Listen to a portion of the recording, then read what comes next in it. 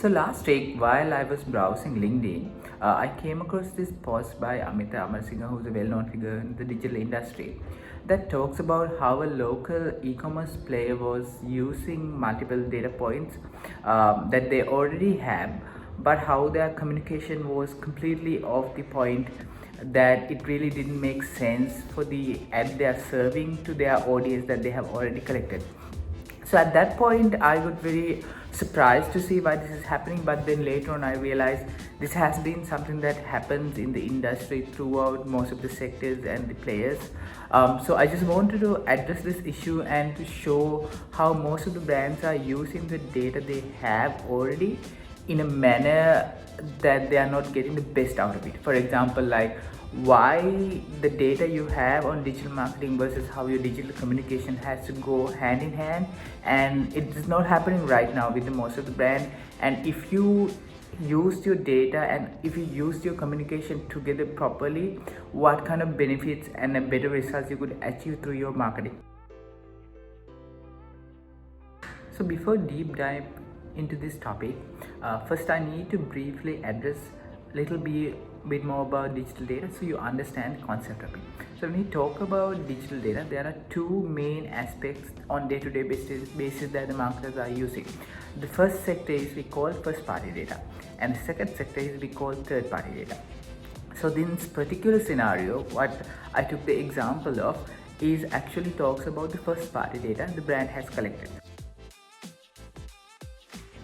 For example, first party data could contain things like the audience that you are collecting through a pixel about the customer that or the prospect that visiting your website. So any data you collect through your Google Analytics or your Google AdWords remarketing code or a Floodlight remarketing code when it comes to programmatic advertising, all these goes under the first party data. Or another example could be that the data you are using or collecting using a CRM software. For example, if you're a business who collect your customers' data through your mobile numbers or your email addresses, these also goes under the first party data. So in simple terms, you could explain first party data as something that the business own or business collect by themselves for different purposes. Of course, you have to ask your customer first before collecting this data, but if a business is own or have collected data about their business by themselves, we usually call them as the first party data. So as examples would be like the website audience data to your phone numbers of the customers and the email addresses and so on and so forth. So what is third party data? Third party data is what you don't own but you're getting from different data aggregators to target your audience. For example, if you're an e-commerce store, you could try to target the people who have shown interest on buying products online, or people who have shown some kind of interest in the past about the e-commerce. Or if you're an educational institute, this could be the people who are currently have shown interest about higher education programs, MBAs, or people who are actively searching about different kind of education offerings.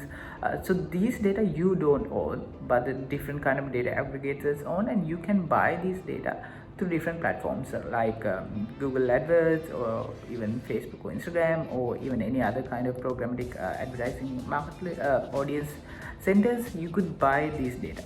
So third party data, in simple, you don't own, you buy it from different data aggregators through different various platforms that you usually use day-to-day basis for this digital advertising. So where does the digital communication, digital data come into play to work together hand in hand to make improvement or get a better results from your digital advertising or marketing efforts? So how it works is that if you're a marketer, you would know what kind of data you are collecting. For example, let's say you are a person who's handling a hotel. So at hotel, your primary idea is like selling rooms and bringing in revenue for your business. So once you are doing or once you are managing your website and your different digital assets for a while, you would start collecting different kind of data. For example, throughout the year, you would collect the data about the people that you're visiting your website, and you would collect these through different platforms like Google Analytics or different advertising platforms like AdWords or Facebook, And when the time goes, you would know a lot about the behavior of the people who's visiting your website, because you have your audience data collected by multiple platforms already with you. Once you collect this data, you could segment them any way you like, so you can make better digital campaigns. Let's talk example related to hotel again. So if it's a hotel, you could segment your data by room categories. So you know what kind of room categories this person X has shown interest at. And then you can segment them by the countries, the time of the period they are visiting. So you could see these are people who coming from Middle East, or these are people coming from European markets, and they are looking at spending time at my hotel during winter season or a summer season or a school holiday season. So depending on the parameters like the geolocations, their interest areas, the kind of rooms that they are viewing, the time that they're spending on the website, you could mix and match all these parameters to create more effective segments that later on you could use on your digital campaign to make sure you are using these data points to define your communication. So how do you define your communication? Let's go back to previous example.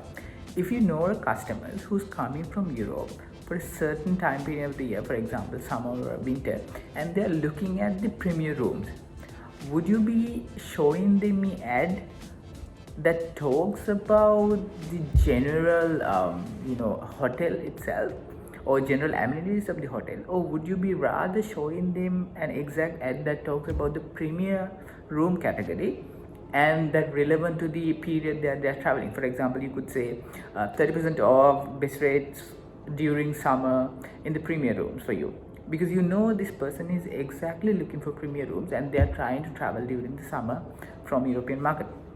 So likewise, you need to understand and segment your first party data. Then you need to understand what is your communication strategies. Then you need to mix and match these together to get a better outcome, rather than blindly pushing a communication in general to all the audience, because it would make sense otherwise. Because you could get much better results by doing this rather than showing a general ad or general communication message to everyone who's coming to your website. So this is what the power of using your first party data segmented properly, and then figuring out what is your communication strategy, communication messaging strategy for your digital, and creating unique and applicable communication strategy that goes aligned with your data you already have, and then mix and match and implement your campaigns to get better results.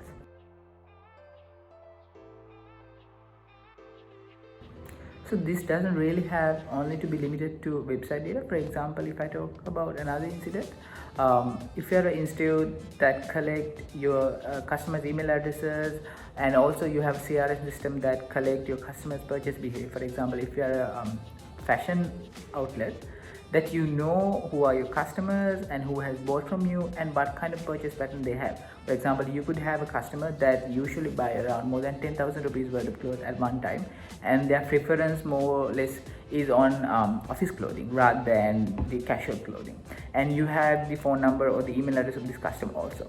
So what if you segment these customers by their phone number and also what kind of purchasing behavior they have from the first party data that you already have. So the next time when you're doing a remarketing campaign, could you create your communication strategy talking about professional clothing for that specific customer rather than talking about your fashion outlets as a whole?